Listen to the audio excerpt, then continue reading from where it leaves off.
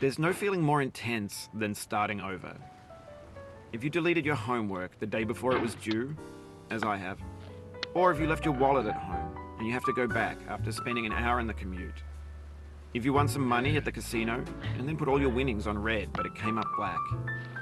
If you got your best shirt dry cleaned before a wedding and then immediately dropped food on it.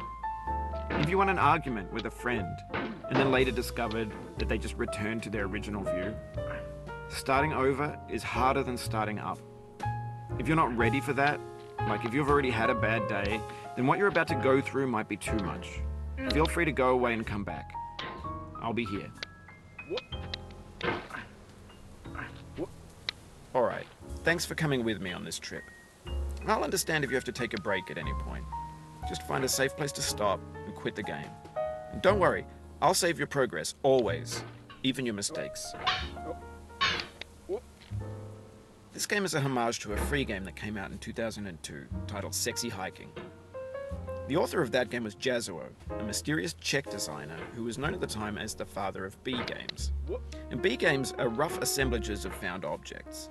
Designers slap them together very quickly and freely, and they're often too rough and unfriendly to gain much of a following. They're built more for the joy of building them than as polished products. In a certain way, Sexy Hiking is the perfect embodiment of a B game. It's built almost entirely out of found and recycled parts, and it's one of the most unusual and unfriendly games of its time. In it, your task is simply to drag yourself up a mountain with a hammer.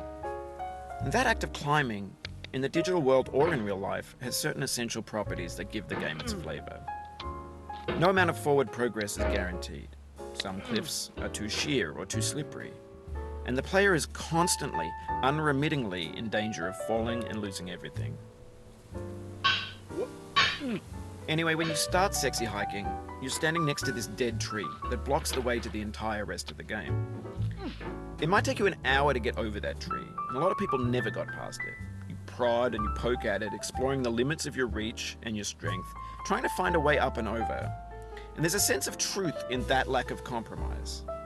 Most obstacles in video game worlds are fake. You can be completely confident in your ability to get through them once you have the correct method or the correct equipment or just by spending enough time. In that sense, every pixelated obstacle in Sexy Hiking is real. The obstacles in Sexy Hiking are unyielding, and that makes the game uniquely frustrating. But I'm not sure Jazuo intended to make a frustrating game. The frustration is just essential to the act of climbing, and it's authentic to the process of building a game about climbing. A funny thing happened to me as I was building this mountain. I'd have an idea for a new obstacle, and I'd build it, test it, and it would usually turn out to be unreasonably hard. But I couldn't bring myself to make it easier. It already felt like my inability to get past the new obstacle was my fault as a player rather than as a builder. Imaginary mountains build themselves from our efforts to climb them, and it's our repeated attempts to reach the summit that turns those mountains into something real. When you're building a video game world, you're building with ideas, and that can be like working with quickset cement. You mold your ideas into a certain shape that can be played with, and in the process of playing with them, they begin to harden and set until they're immutable, like rock. And at that point, you can't change the world. Not without breaking it into pieces and starting fresh with new ideas. For years now, people have been predicting that games would soon be made out of prefabricated objects, bought in a store and assembled into a world. And for the most part, that hasn't happened, because the objects in the stores are trash. I don't mean they look bad or that they're badly made, although a lot of them are. I mean they're trash in the way that food becomes trash as soon as you put it in the sink. Things are made to be consumed and used in a certain context, and once the moment is gone, they transform into garbage. In the context of technology, those moments pass by in seconds.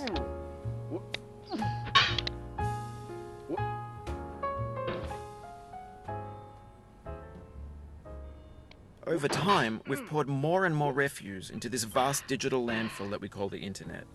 It now vastly outnumbers and outweighs the things that are fresh and untainted and unused. When everything around us is cultural trash, trash becomes the new medium, the lingua franca of the digital age. And you can build culture out of trash. But only trash culture. B games, B movies, B music, B philosophy. Maybe this is what digital culture is.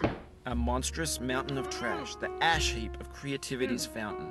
A landfill with everything we ever thought of in it. Grand, infinite, and unsorted.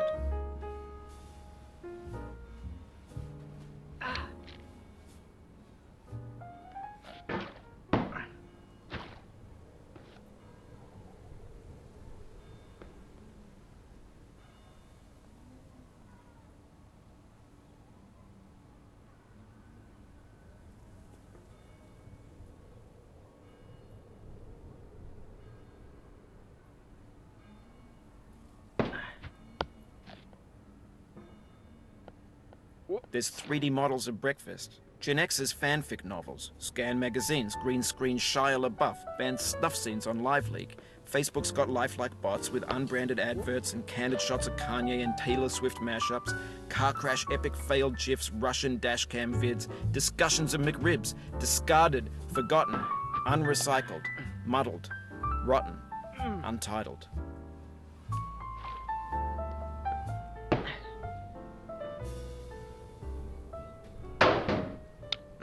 Everything's fresh for about 6 seconds, until some newer thing beckons, and we hit refresh.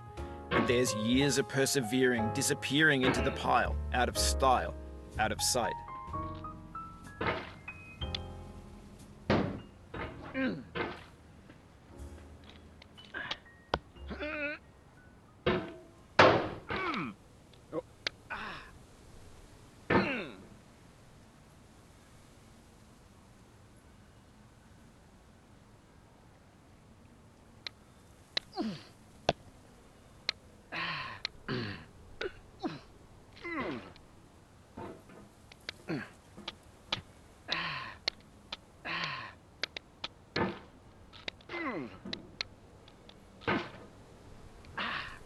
Oh, you just lost a lot of progress.